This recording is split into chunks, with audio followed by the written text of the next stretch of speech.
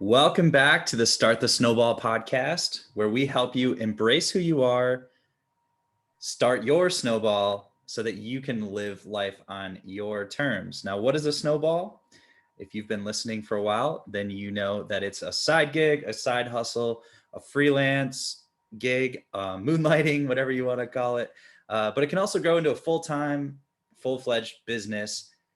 And that's what we're all about, is finding ways to turn your strengths, your passions, your interests into systems and businesses, projects that can help you live life on your terms. This is episode 3, and today we're going to talk about the what, why, and how of starting your snowball, and why this is key for your audience. For you. Yeah, that's what's awesome. You know, when we talk about Start the Snowball, Brad, and it's good to be back for episode 3, we were talking and planning this episode. We really want to drill this down for those of you that are ready to start something new. You want to change. You want to live the last sentence in our little mantra there, live life on your terms. You and I have been having these conversations for weeks now where I'll say, Brad, what do you want?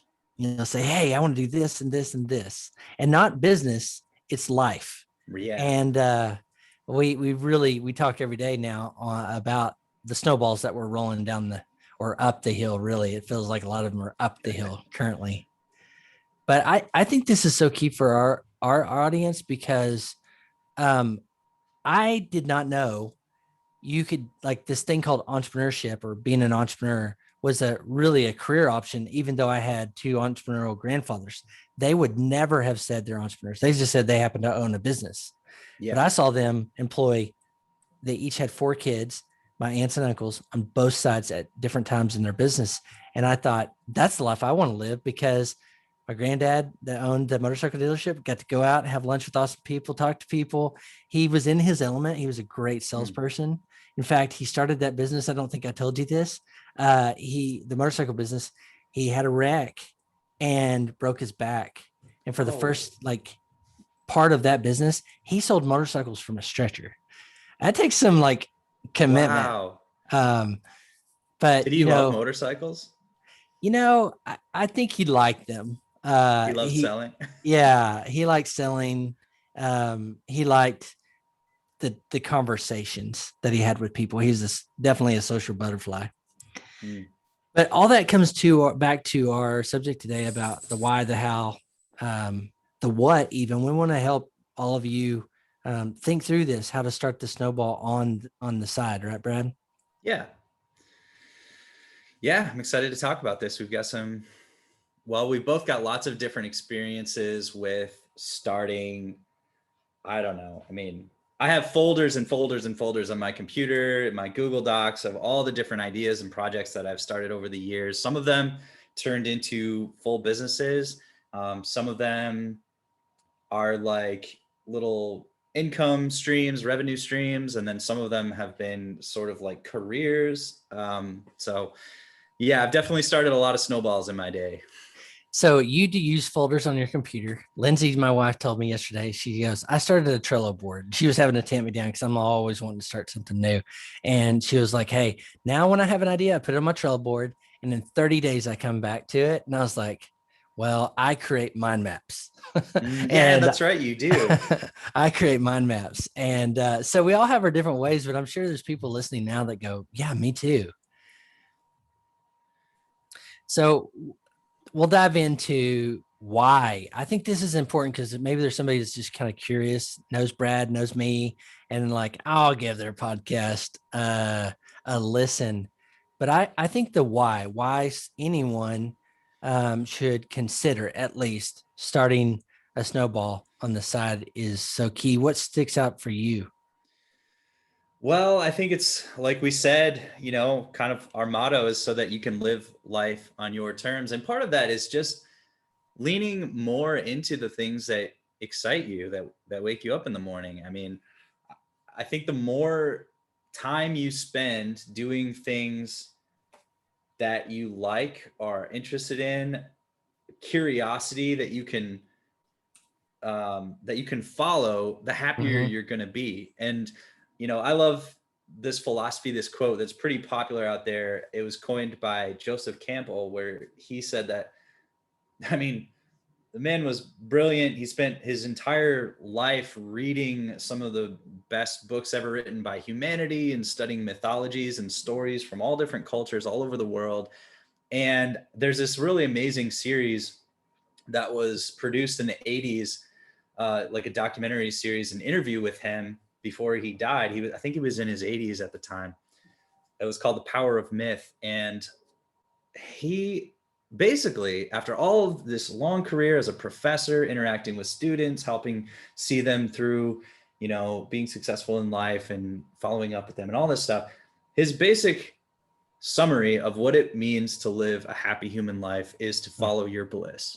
Mm-hmm. Those are the 3 words that he came out with after, again, I remember I listened to some of his lectures, and I guess he spent a good portion of his life going into like cabins in the woods or whatever, and just reading the great stories or the great myths of humanity. And so he looked for these like common threads of wisdom. And after all of that, he boiled it all down to follow your bliss. And I think that building a snowball around something that you're passionate about, interested in, curious about, or even just good at, it just creates this momentum of positivity in your life, whether it, helps you bring in extra money so that you can get out of debt faster, or it helps you move from a job that you don't enjoy to a job that you do enjoy, or it helps you help more people, or all of these things come from moving more in the direction of things that you're passionate about. So that's what I really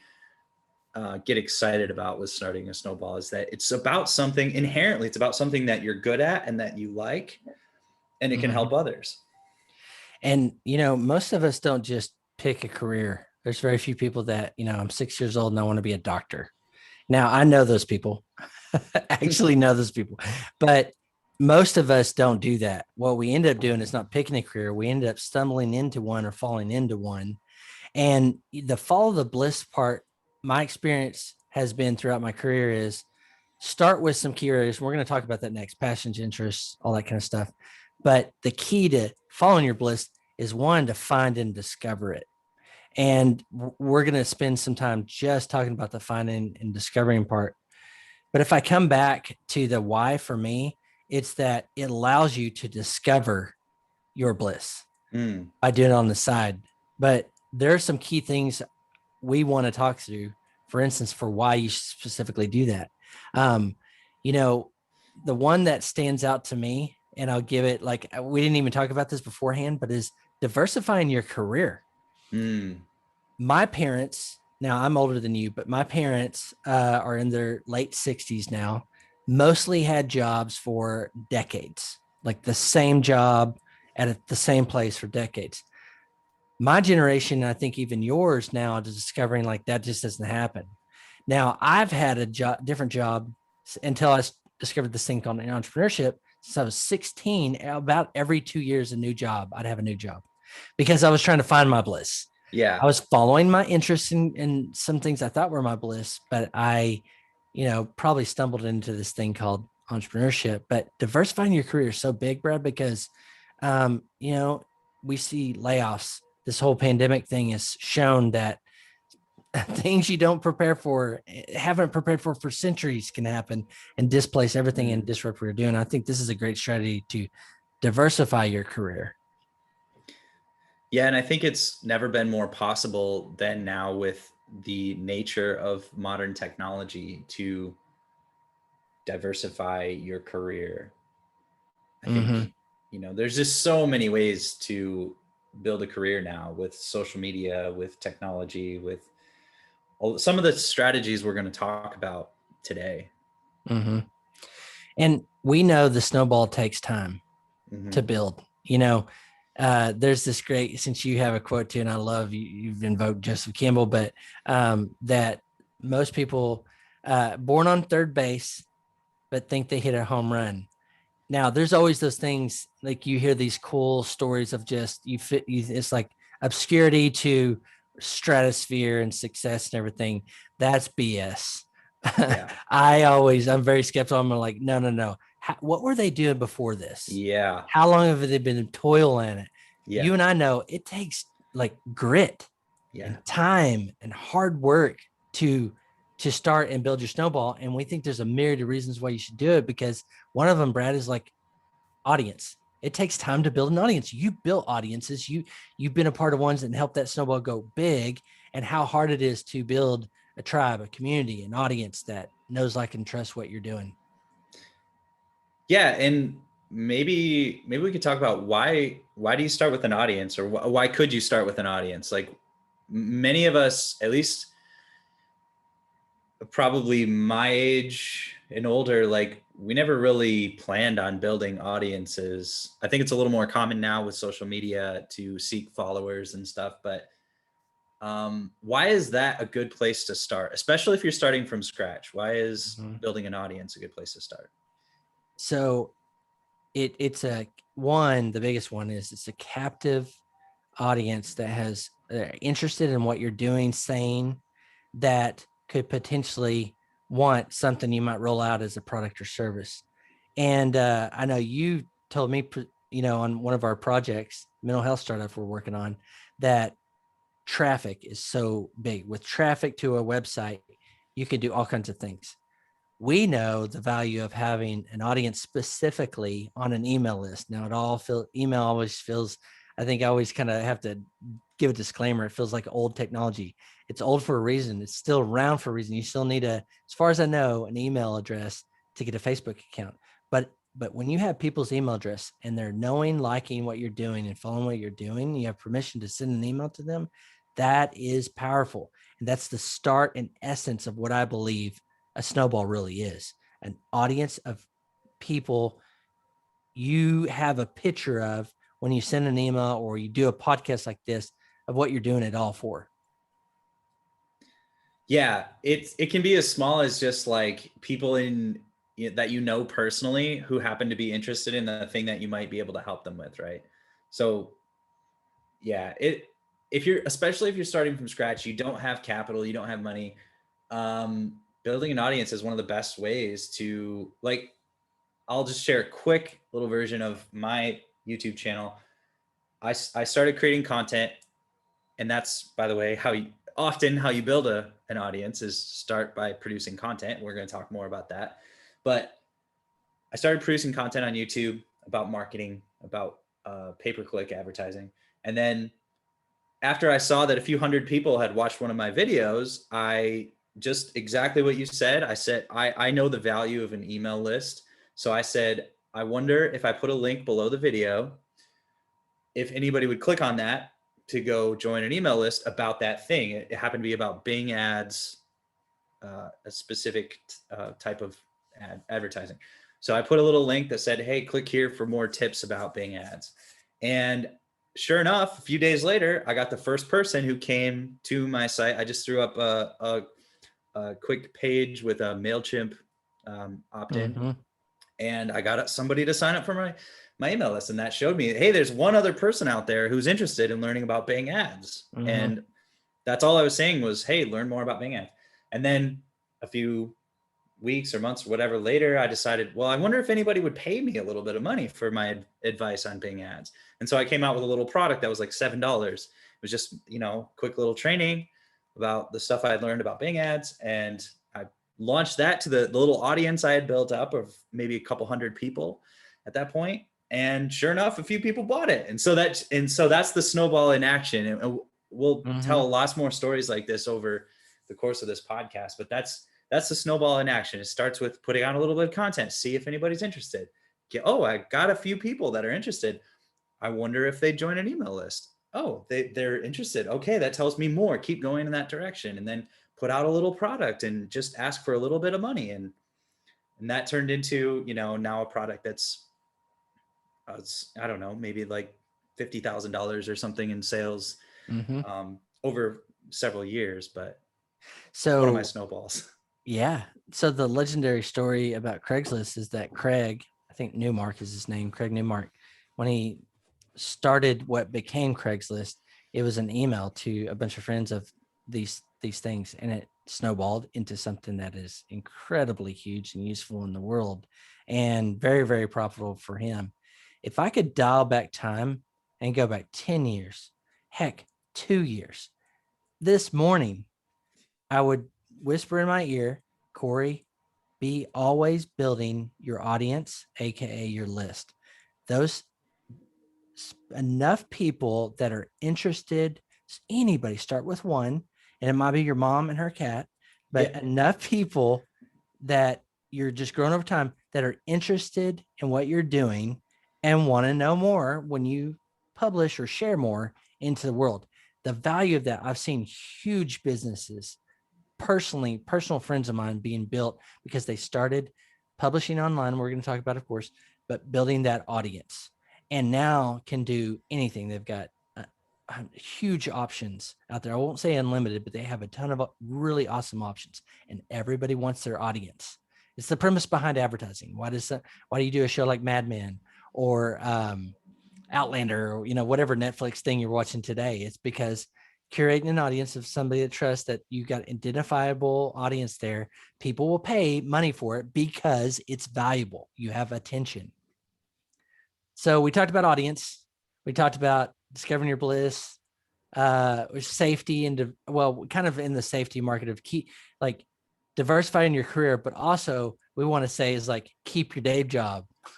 Yeah. We're not saying you should just go off and start your own business and quit your job today at all. And I can attest to the way that sentiment can go wrong. I really bought hard into the, burn your boats or whatever, burn your ships kind of philosophy, give up everything.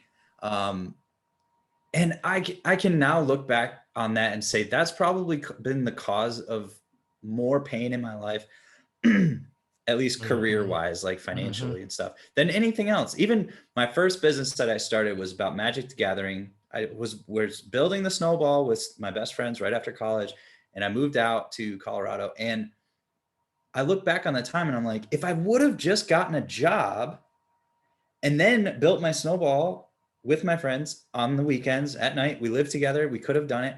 But instead, I had bought into that philosophy, burn your boats, burn your ships. And I was like, I don't want to have a job. I don't want to have a job. I want to be an entrepreneur.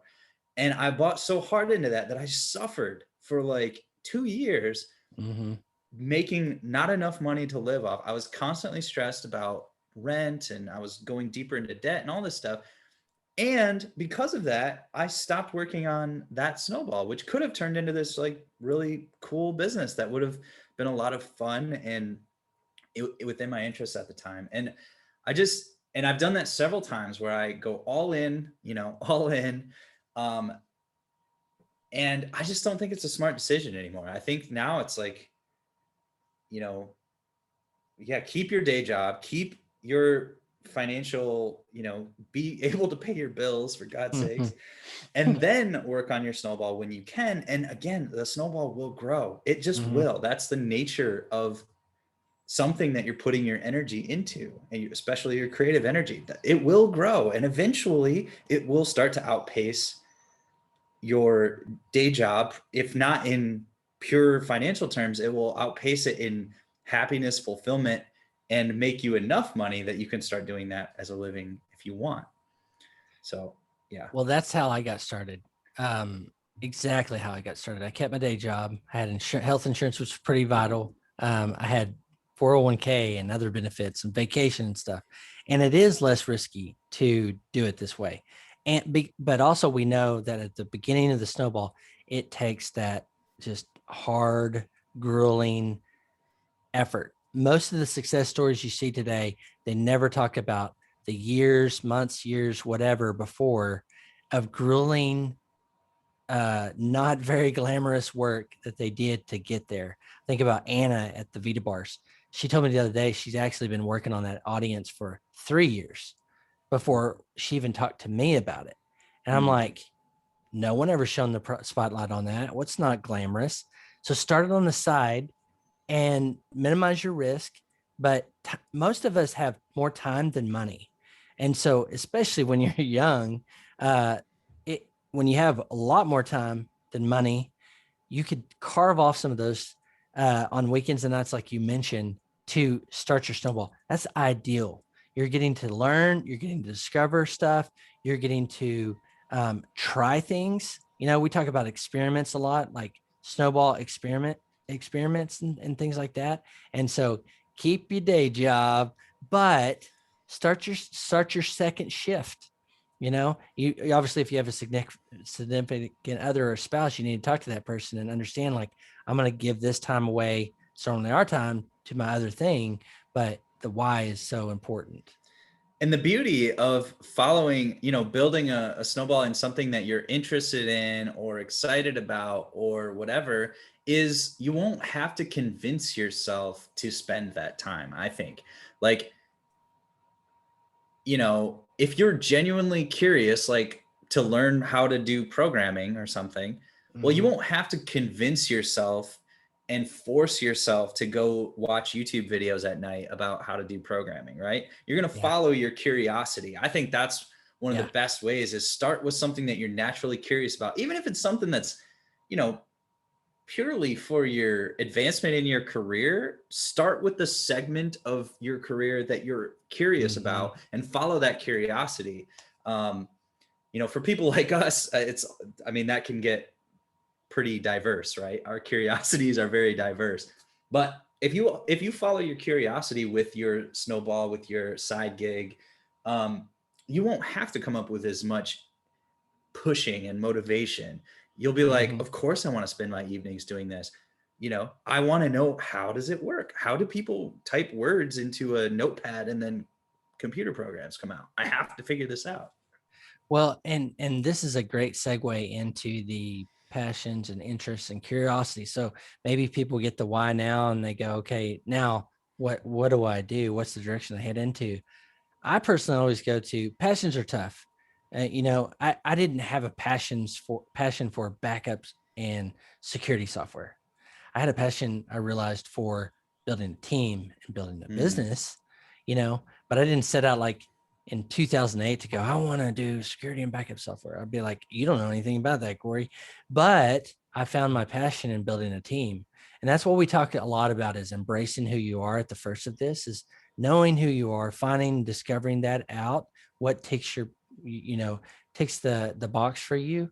And for me, I go, dream big and create your list. And to me, it's think about all the things you're interested in. I told you, I'm always interested in technology. That's just a thing. I had my own website in 1999, bought my domain. It was like $70 a year for the domain, by the way. Wow. And was publishing using the software called Clear's Homepage on the Mac at my time, nights and weekends, because I was just curious, because I wanted to do technology. And then I fast forward to in December, I bought an Oculus for our family, virtual reality headset. I think it's the Rift 2, because I want to see where the technology is going. Now, I'm not a programmer. I don't have a specific product idea for it, but I'm using that because I'm naturally interested. In 2 years and 5 years and 10 years, I'm still probably going to say, I'm so curious and fascinated by technology. So to me, Brad, that's one of the key questions you should ask is, what are you interested in? What things are compelling to you at broad areas of life? Yeah, I love that. And I'm reminded too of Cal Newport. I just started reading one of his books a while ago, and he talked about how passion isn't, I don't know what he said, passion is a process. Yeah. So there's this, I remember, especially when I was younger, feeling really distraught because I was like, everybody says follow your passion, but I don't know what my passion is. Do I want to be a writer? Do I want to be a poet? Do I want to be a dating coach? Do I want to be a computer programmer? Like, I know I'm into computers. I know I'm into business. I know I'm in, and it feels really frustrating. But instead of thinking, okay, which passion do I have to pick to turn into my, business that's going to make me successful and stuff, just start following, like, think of it like a thread that you're just following. Like, start pulling on the thread, start following Yes. and see where it goes. And some of my passions I've been really passionate about for a while, and then it kind of fades away as I move on in life. Or some of my passions I follow for a while, and then I go, wow, I like that as a hobby. I don't think I would like that as work, right?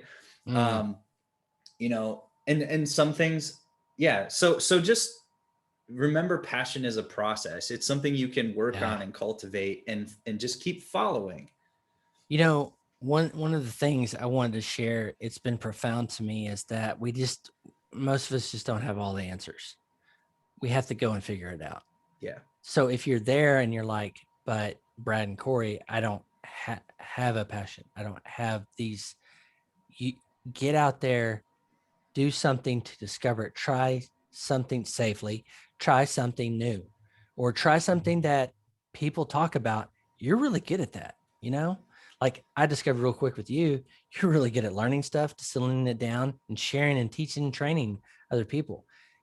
You don't always know that. You have to learn and discover that. And so get out there and do something. When I left my company 2 years ago now, the company I founded grew and it was eventually acquired. I had no clue what I wanted to do when I grew up. Like my wife hates me saying that, but she's like, Corey, you have these things. I was like, I don't know what's next. I didn't have a plan B necessarily. But what I started with was I know a couple of things. I love marketing. So I'm going to talk about marketing all the time, which is one of the projects that I have now with my good friend Rebecca. I love entrepreneurs. I love talking to entrepreneurs, helping entrepreneurs, coach entrepreneurs, mentor, listen to entrepreneurs. Like that's why I start the snowballs here, is to help next generation really grasp this concept of entrepreneurship is an option and could be the best option to live your dreams. But I knew I had some key areas that really resonated with me. Entrepreneurs as a people group that I could focus on. Mental health. It took me a year and a half to find what is now the mental health startup that you and I are working on. But I was like, I don't know where it goes. I don't even know if I can make money doing it, but I don't want to be a therapist, but I want to make an impact in mental health.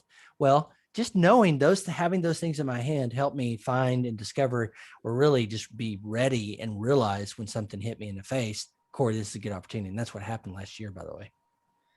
I love that. And that reminds me of something I've learned from Tom Bilyeu from Impact Theory too. He said, he might have gotten it from somewhere else, but he said sometimes I like that you said, I don't want to be a therapist, but I want to apply my unique interests, Mm-hmm. talents, experience, et cetera, to mental health. And so Mm-hmm. what he calls that is the world of. So the world of mental health. So a great example he gave Mm-hmm. is, okay, so you're an accountant. You've been doing accounting for 20 years. You're amazing at your craft, but you don't love the company that you work for anymore. There's no passion there. How could you move into the world of something that you are passionate about, but still apply your skill set and your gifts? And so, for as an example, he said, what if you love baseball?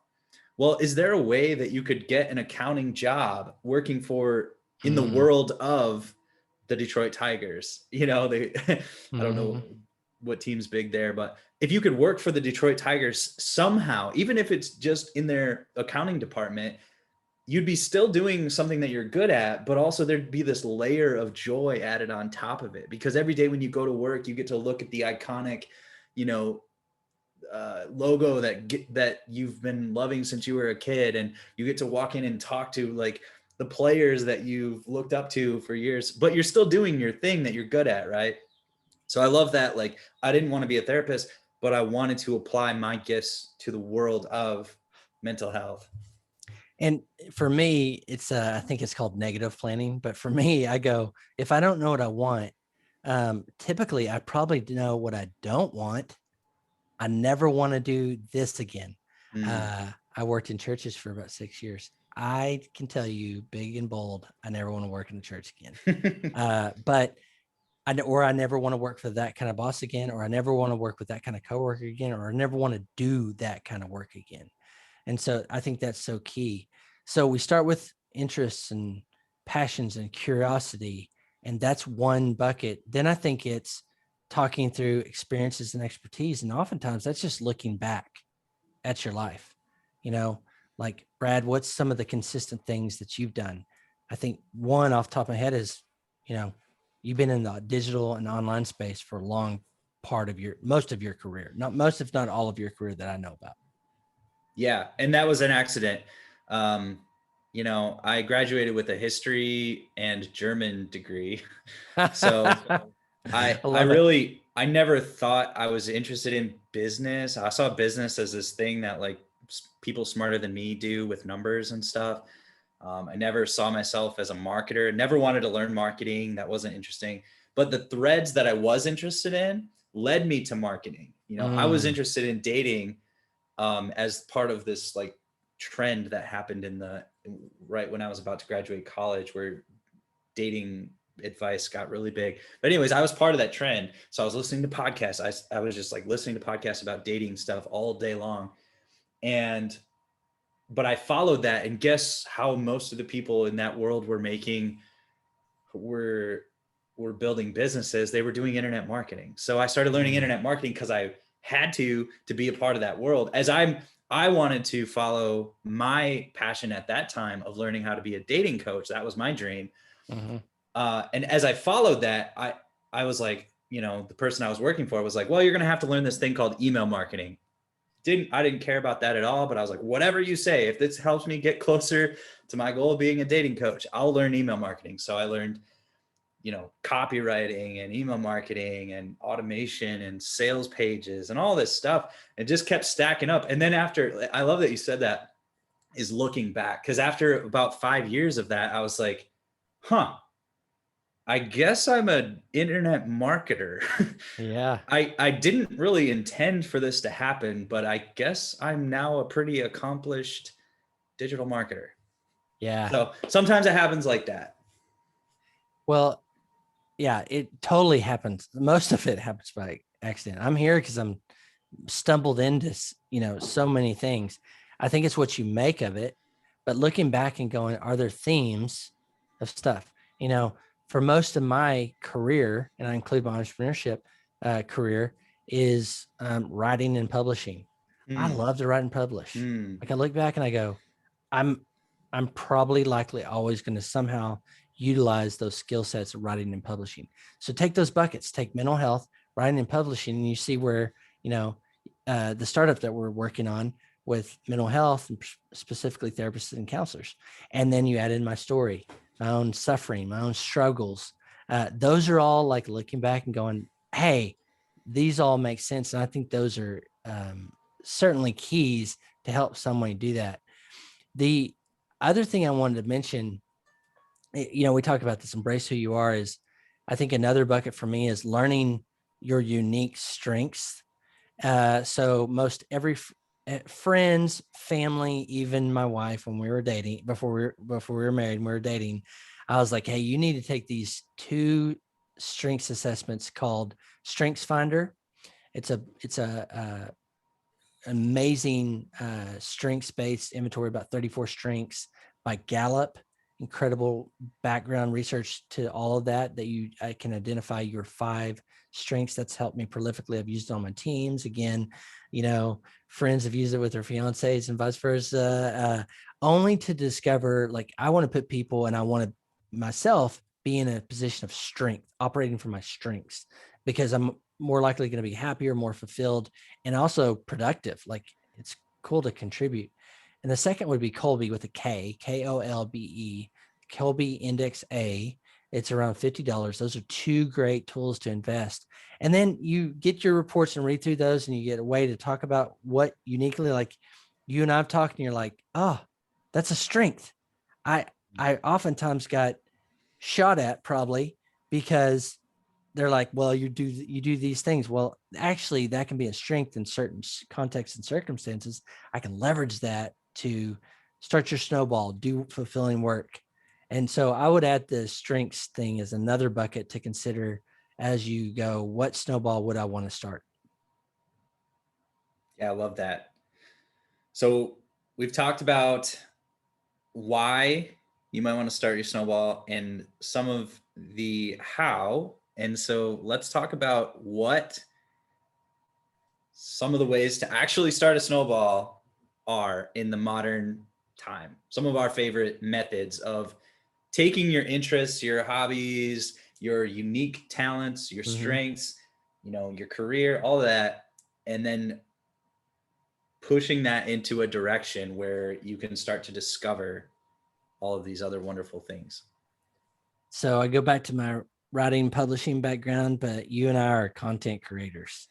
While we're doing this podcast, why you have a prolific YouTube or YouTube channels, why I started with a blog, or what I was just publishing my columns from the newspaper I was writing for in 1999 on my personal site.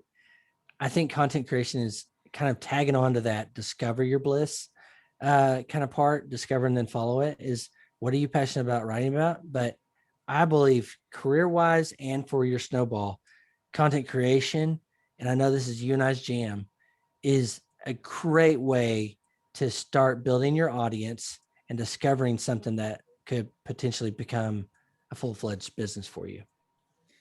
Yes. And, we'll probably talk about this idea or this book a lot, but Crush It by Gary Vaynerchuck is a very good starting place for this idea.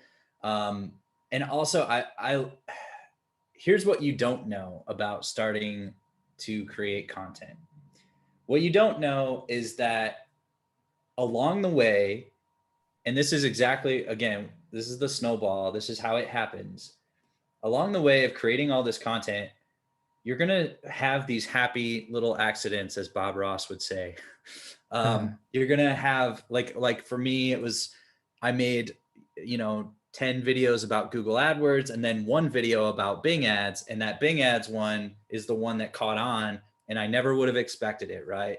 And we've all, as you start putting out, you've said this about your software company too. You put out lots of different products and you never would have guessed that the backup software would have become this juggernaut that launched you into the whole, launched that company into fame and all this stuff in that world. You just never would have guessed, but you made it because you're creating things. And that's the same thing that happens when you start making YouTube videos or you start making blog articles. As you write more and more articles, you start to see, oh, wow, this one really picked up on my blog. This one's getting a lot of traffic. I wouldn't have guessed that, but people are really interested in the Kolbe test. So maybe I should write more about the Kolbe test, or maybe I should reach out to Kolbe and see if I can, have them on an interview or something.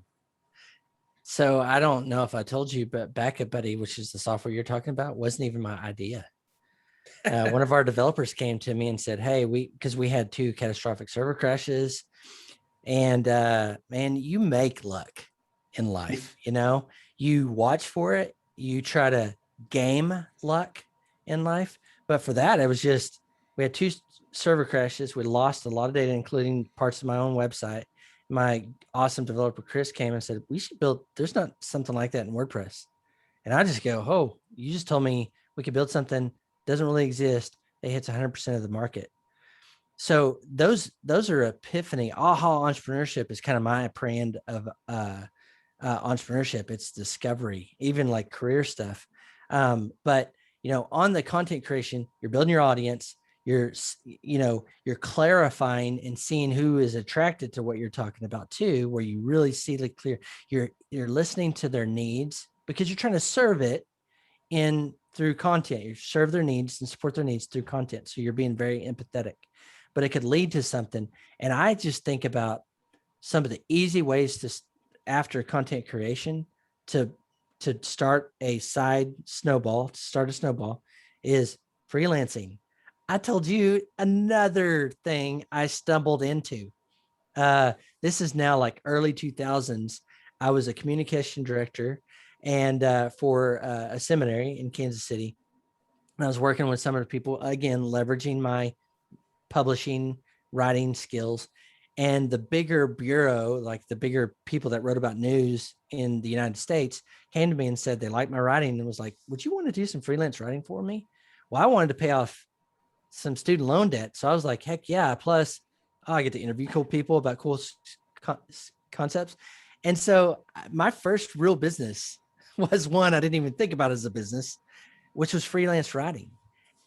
All that to say, I bet you have skill sets today that you could leverage. Now, make sure it doesn't cause any conflicts with your day job, but leverage to make money, build contacts, do good work, figure out what you want to do, see if it's what you want to do, build your audience.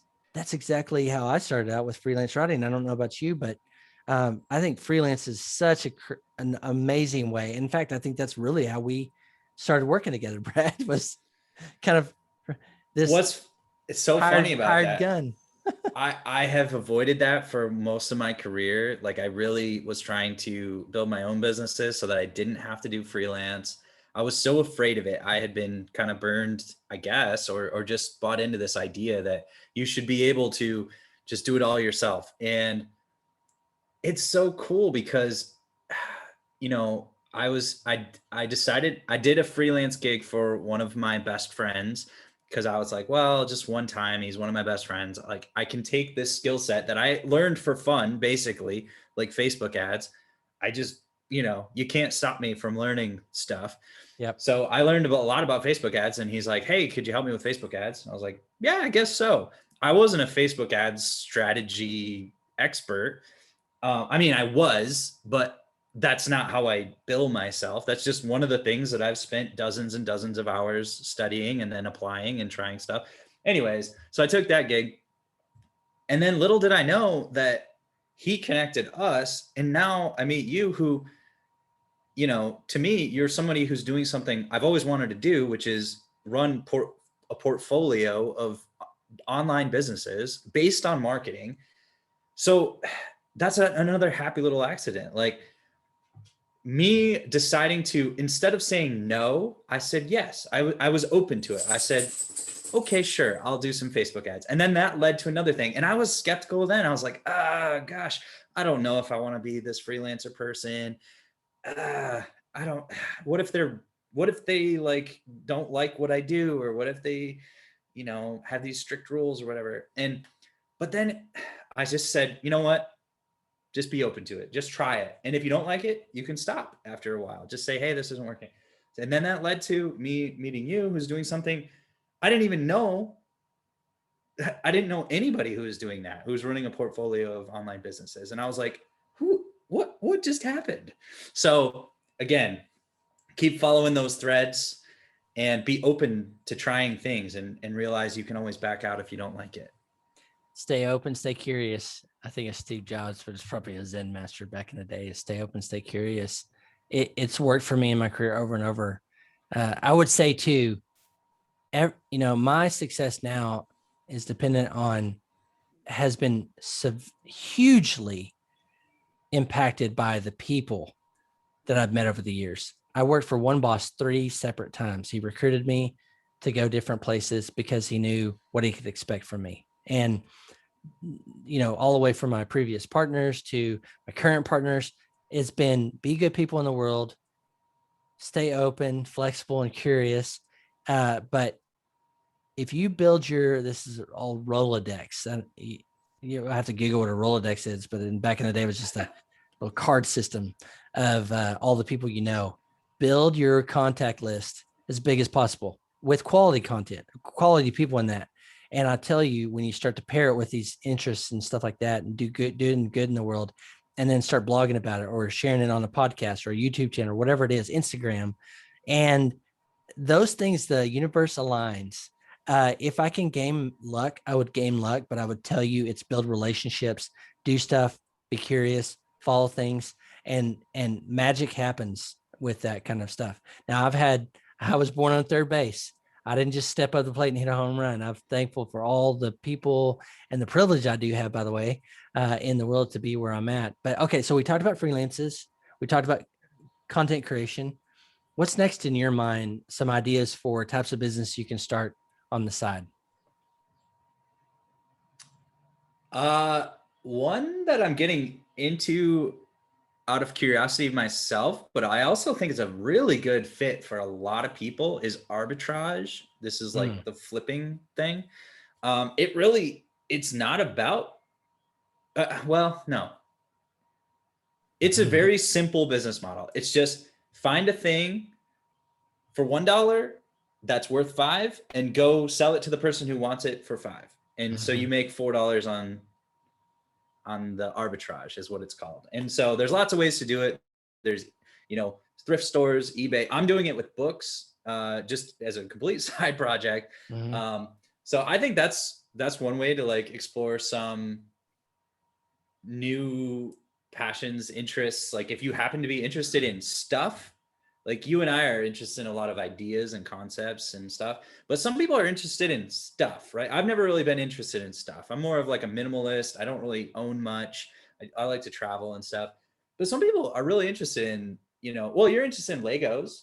Yeah. Right. So there's probably if you love Legos, one way that you could participate with it and do it in a way that could lead to more of a life that you love is get into buying and selling Legos, just flipping Legos. Or a lot of people do it with sneakers. A lot of people do it with books, toys. If you're really into Star Wars, you could get into buying and selling Star Wars memorabilia. And so you get that joy factor of getting to have in your hands the original 1987 Luke Skywalker. But then you also get to make $300 by buying it here and selling it there. So that's a model that I don't, is starting to get talked about a lot on YouTube with Gary Vee and Reezy Resells and some other people. But I like that. It's not for everyone. Like but for some people that's like perfect. It's stuff. It's real things that you can understand. You could just buy it here at a garage sale, list it on Facebook Marketplace. Boom. You just made $200, So you combining stuff with your experimental learning, books or your jam too. So it's probably really interesting. So that's a great mashup. And I think so many businesses are a blend of all those things. Find the, I love that you're talking about like selling something, because you might go, I don't know, one of my strengths is sales. Like I just know how to sell something. Well, like you're saying, like book flipping, I didn't even know it was a thing until you told me about it, by the way. But those things are out there that are mashups, blends of things that passion, interests, expertise, opportunity, I try to be less opportunistic than make sure I know what I'm really want to spend my precious time in. But I love that you go, hey, it might not be something, but you're going to learn something along the way and make a little dime. And it's something you and your partner can do. That's fun, So great. Those are great characteristics. Yeah. It checks a lot of boxes for me. My partner is super into thrifting. She loves going to thrift stores, and she genuinely loves that. She doesn't, that's like a thing that excites her. So I was thinking, well, how do I find a thing that I genuinely enjoy that ties into hers and something we can do together as we're traveling. And it's a low cost, low risk business, I guess. But again, business is the thing that I enjoy. So it's not even like, oh, wow, I got my hands on this book. It's just, I love figuring out how this business model works. And that's fun for me. So I'm following that thread, and I don't know where it's going to lead. I think it's teaching me skills that I'm going to use in investing in businesses down the road.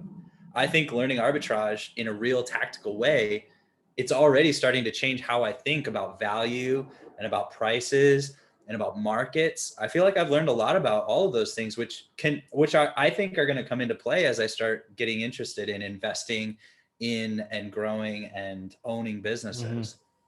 So the classic story too is that Steve Jobs, when he came out, when Apple came out with the first computers, the font system was pretty revolutionary at the time.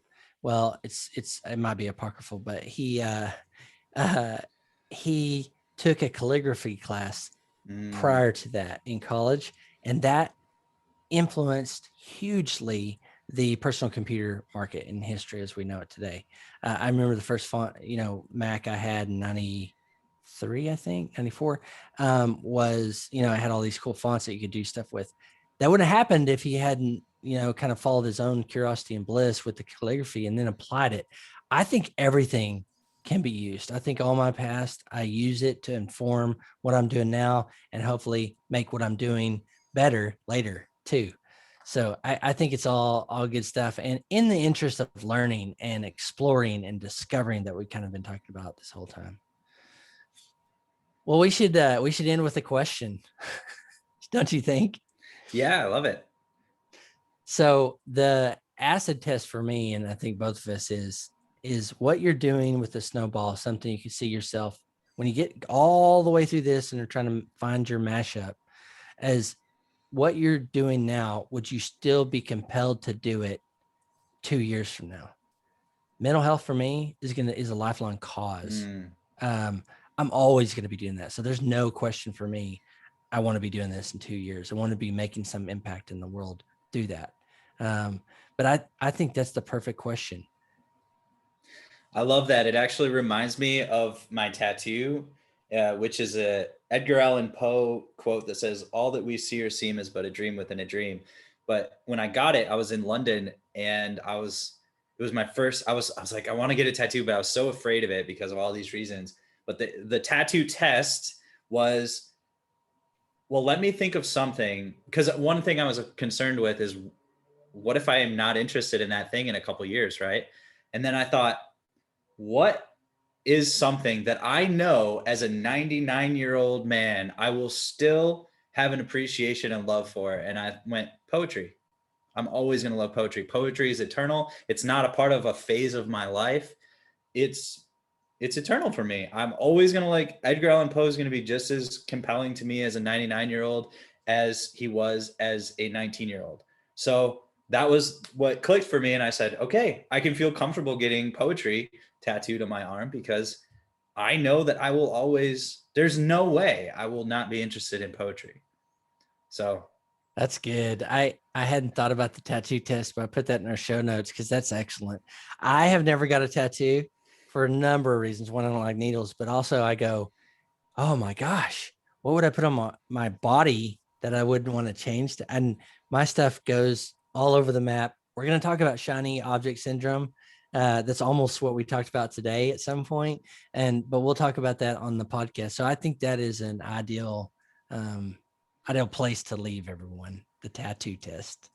yeah. And I'd like to add, if you want help figuring out all this stuff, reach out to us at startthesnowball.com. There's ways to contact us and we'd love to hear, what are your thoughts? What are some of the things maybe we can offer some advice or, help you out with your process of discovering what thread you want to start following. Awesome. Well, this was episode 3, talking about the why, how of starting your snowball, something on the side that you build that's an asset for you. We've talked about a lot of stuff. And so that's a wrap for episode 3, startthesnowball.com. Be sure to subscribe at startthesnowball.com. Give us a review on your favorite podcast platform real soon. And we'll talk to you next time.